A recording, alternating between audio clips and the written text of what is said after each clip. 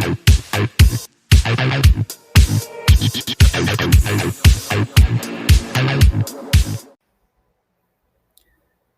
boxing fans around the world. Thank you once again for joining me on Talkin Fight, where I discuss the news and the headlines that are interesting as of today. And today we're going to start off with some news from the UBO.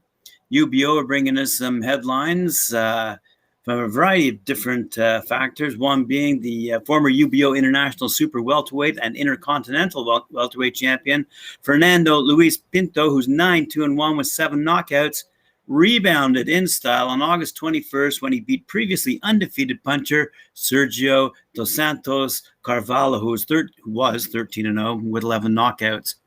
And that was a unanimous decision by Pinto over Carvalho. In a historical note here, Pinto had come up short in a fight for the WBO Latino title in his previous outing last October, but he defended his Brazilian national welterweight crown and his WBC South America welterweight title. Interesting for us Talkin Fight fans, when Declan Geraghty travels to the Czech Republic to fight South African David Rajili for the vacant UBO World Soup Lightweight title on September 4th, he will be accompanied by a crew from Fighter 365, who will do a documentary about the Irishman, which will actually be the second part, and you can already view the first part.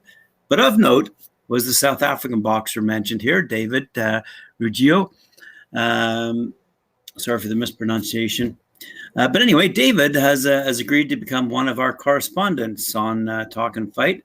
So across our network, very shortly, you'll see a show from him. He'll bring you all of his stories and discussions and opinions about the world of boxing. In other WBO news, Baltic Super Middleweight Champion Ion Barsen scored his 4th straight victory on July 10th when he stopped Dragos Nikolai in the first round of their 8-rounder in Barleben, Germany.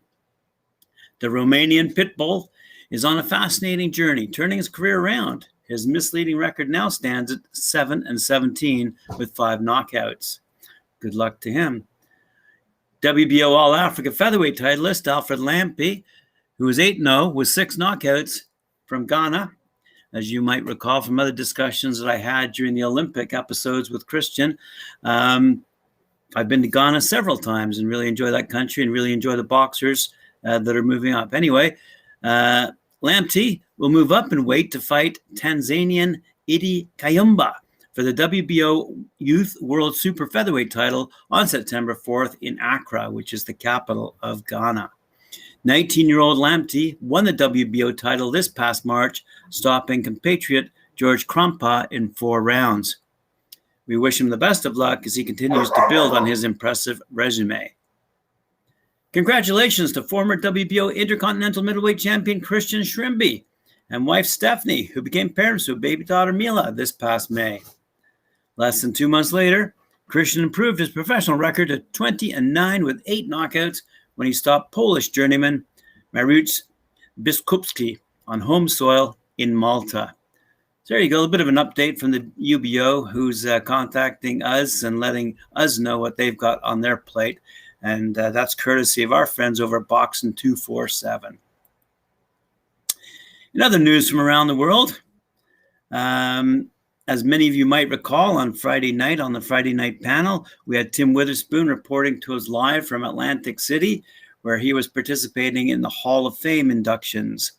Of note, Kelly Pavlik and Felix Trinidad were among the 2021 class of inductees into the Atlantic City Hall of Fame last weekend, thanks to their great fights in the city and their influence within a community that lives and breathes boxing.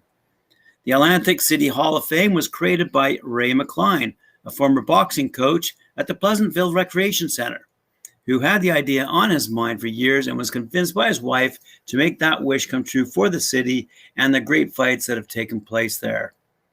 Pavlik made 4 fights in the city located on the New Jersey shore, among which his victory over Jermaine Taylor on September 27, 2007 was arguably the most important of his career. Quote, Atlantic City is where it all happened for me. Some of it was good, some of it was bad, but the good definitely outweighed the bad, and my fans were there to see it all. The American assured in a note written by the Atlantic City Weekly last week. Pavlik was joined by Trinidad, a legend of the sport, who was accompanied by the famous salsa singer Victor Manuel, who sang the national anthem of Puerto Rico at the ceremony. Also in the class of 2021 were Simon Brown, Ivan Robinson, referee Frank Cappuccino, announcer Nino Delbiano, as well as former coach Aaron Snow, publicist Ed Keenan, and cutman Joey I. Now, speaking of Puerto Rico, let's whip over to check out what Amanda Soriano has to say this week. She aims to surpass Christy Martin's knockout record.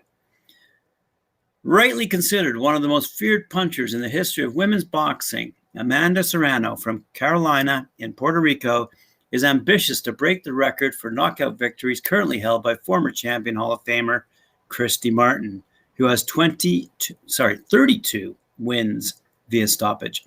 Serrano has registered 40 victories, of which 30 have been by knockout, so she's close. Quote, I like to fight going forward. I have the heart of a Puerto Rican warrior who wants to end the fights early. So that's the message. It's emphatically forceful, Serrano said. I never imagined being close to Christy Martin in knockout victories. It was something I did not have in mind. And now, with God in front of me, I will work very hard to put Puerto Rico back in the Guinness Book when I win. I think that by the end of 2022, I will achieve it. I like the war, and my opponent also. Due to our styles, this feat will not go the distance. This Sunday, we will steal the show and more with that special touch of the sports rivalry between Puerto Rico and Mexico. So this Sunday, August 29th in Cleveland, Serrano will defend her WBC and WBO featherweight world championships against WBC super bantamweight and world champion Mexican Yamileth Marcelo in a fight that will be broadcast live on Showtime and pay-per-view starting at 8 p.m. Woo! Marcel Braithwaite and Mace Rueg return next week in Liverpool. I was mentioning some British fights yesterday. Here's another one. So Marcel Braithwaite and Mace Rueg will return to action next week when they compete on a show taking place in Liverpool. The Black Flash Promotions event is being held at the Grand Central Hall in Liverpool with Braithwaite, who's 9-3, and Rueg, undefeated 5-0, both looking to secure impressive wins. Former English champion Braithwaite is due to make his long-awaited return for the first time since his October 2020 clash with Jay Harris, with the hometown hero back in action after 11 months out. He is scheduled to take on Take Brembeer, who has shared the ring with the likes of former Central Asia champion Sean Kearns and undefeated Amin Jahambazeb in his career. Rueg is also back. Looking to keep up his busy schedule over the past 18 months, the Bournemouth boxer has managed to stay active during the pandemic, competing on 5 occasions, with the most recent coming in June when he defeated Dionis Martinez in Spain. He's now due to step up in competition with a clash against the hard-hitting Benjamin Lamptey, 11-4-1 with 9 knockouts, who, as I said, is the former Ghanaian lightweight champion. In other news, Ellis Hopkins, who many of you British might recall, returns in Leicester, England on September 11th. Female star Ellis Hopkins will make her highly anticipated return to the ring next month when she competes at the Leicester Arena. Hopkins, who's 1-0, is scheduled to compete on a Carl Greaves Promotions event on Saturday, the 11th of September, giving Colville Hopkins a chance to compete close to home. It was a fantastic professional debut for Hopkins earlier this year, who defeated Borislava Goranova at the Manchester Arena back in May to enter the paid ranks in style. She made history in the process, becoming the first female from the traveler community to turn over and become a professional boxer. She's now looking to kick on from that and go from strength to strength, and has a fantastic opportunity to do just that when she fights in Leicester. Finally, I'd like to report on my good buddy Manny Pacquiao. We haven't seen the last of Manny Pacquiao, says Mauricio Suleiman. WBC President Mauricio Suleiman stressed that it would be unfair to evaluate the career of Manny Pacquiao, one of the greatest boxers in history, an idol, such as Manny Pacquiao, with just his recent fight. For the WBC president, the Filipino has already written his name in the history of the sport, as his feats have led him to the highest sporting glory. And he assured that the fight against the Cuban Yordenis Ugas is difficult to evaluate. Without diminishing the great performance of Yordenis, the WBC president commented that any boxer suffers rustiness after 2 years of inactivity, as well as such a precipitous change of rival, which can hardly be studied in such a short span of time. In a personal opinion, Mr. Suleiman expressed that he is convinced that this won't be Manny's last fight, and clarified that even if it were, Pacquiao is and will always be the pride of the WBC and the world, because not only has he been an extraordinary inside the ring, but also been great on the benefit of his country.